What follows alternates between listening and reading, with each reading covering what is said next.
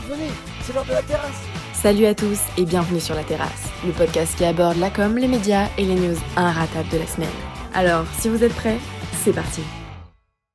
Bonjour à tous et à toutes, aujourd'hui une nouvelle revue de presse accompagnée de deux chroniqueurs talentueux, Guillaume et Candice, avec qui on va vous parler d'actualité internationale et plus précisément de communication. Alors que s'est-il passé récemment entre la prise du Capitole et l'annonce d'un possible confinement en France et l'interdiction d'animaux sauvages dans les cirques et parcs aquatiques? Eh bien on a retenu deux sujets à développer.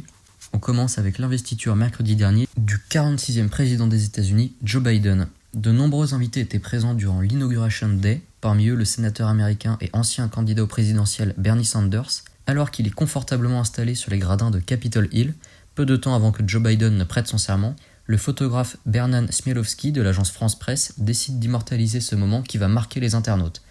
Assis seul sur une chaise avec les jambes croisées, les mains pendantes et surtout une paire de moufles inattendue, voilà ce qui a réveillé l'humour et l'imagination d'Internet. En peu de temps, ce moment devient un véritable phénomène et inspire des milliers de photomontages humoristiques à travers le monde. Le journal Le Parisien nous partage la réaction de la créatrice de la paire de moufles qui se dit surprise et n'aurait jamais pensé que cette paire de moufles aurait une telle envergure.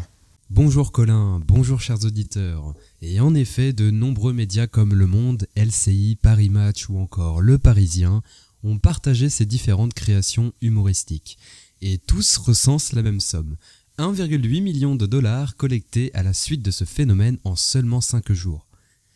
En effet, le sénateur américain a décidé de saisir cette occasion pour récolter de l'argent en vendant sur son site internet des pulls, des t-shirts et autres produits dérivés qui reprennent cette photo devenue incontournable.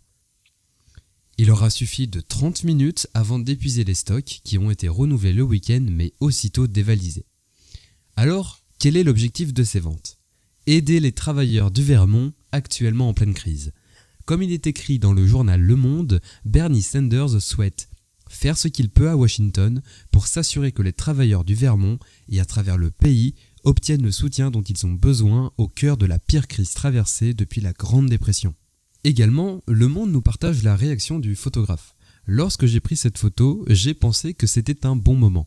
Il ajoute aussi ne pas être surpris de toutes ces déclinaisons, car il compare Internet à un animal sauvage difficile à anticiper et dur à dompter. L'agence distributrice des photos de l'AFP aux États-Unis, l'agence France Presse, déclare alors faire don des revenus tirés de l'accord de merchandising à l'organisation caritative Meals and Wheels, indique un communiqué. Un grand phénomène qui aura donc pour conséquence une véritable œuvre caritative.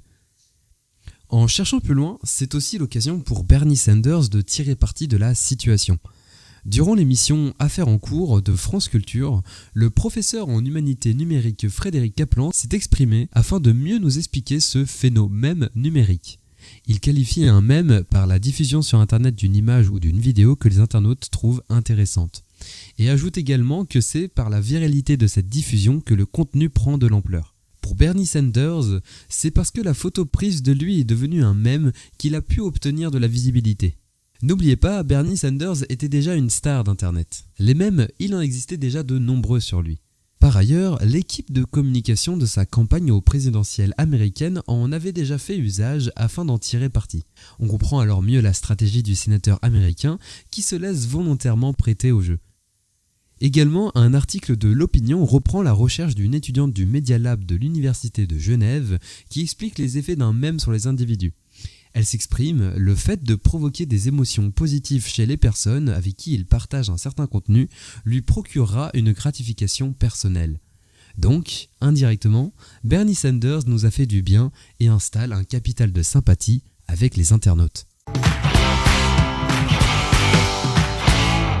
On enchaîne maintenant avec un sujet qui lui ne suscite pas que des avis positifs, la 5G, avec ses partisans qui prônent une avancée technologique et ses réfractaires qui, eux, sont inquiets et farouchement opposés à ce projet. On va maintenant parler de l'arrivée prochaine de la 5G en France qui fait débat. Entre les partisans du développement massif de la 5G et les réfractaires, sans parler des opérateurs qui se font la guerre, c'est un sujet vivement repris par les médias. La course à la 5G n'est donc pas prête de s'arrêter, selon les médias CB News, Ouest France et Les Numériques. En effet, jeudi 28 janvier, la ministre déléguée à l'industrie Agnès Pannier-Runacher s'est exprimée publiquement à Toulouse sur la 5G. Elle a annoncé la volonté du gouvernement d'accélérer le développement de la 5G en France. Un avantage selon elle, car la 5G représente des enjeux majeurs pour l'industrie française, pour la logistique, pour les citoyens. Cette course à la 5G s'apparente plus à une guerre du côté des opérateurs. En tout cas, selon Média e-Génération, qui reprend les pics que se lancent régulièrement Orange et Free.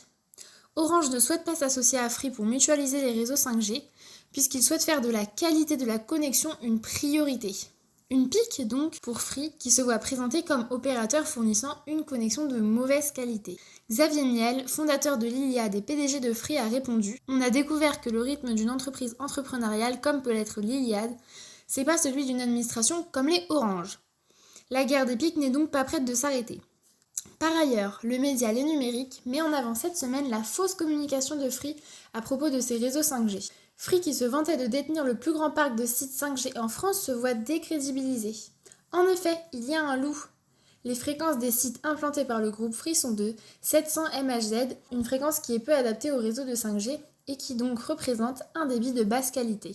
Enfin, la nouvelle du week-end est tombée et a été reprise par plusieurs médias. Qualcomm, le géant de la téléphonie américaine, a annoncé l'implantation d'un centre de recherche et développement en France.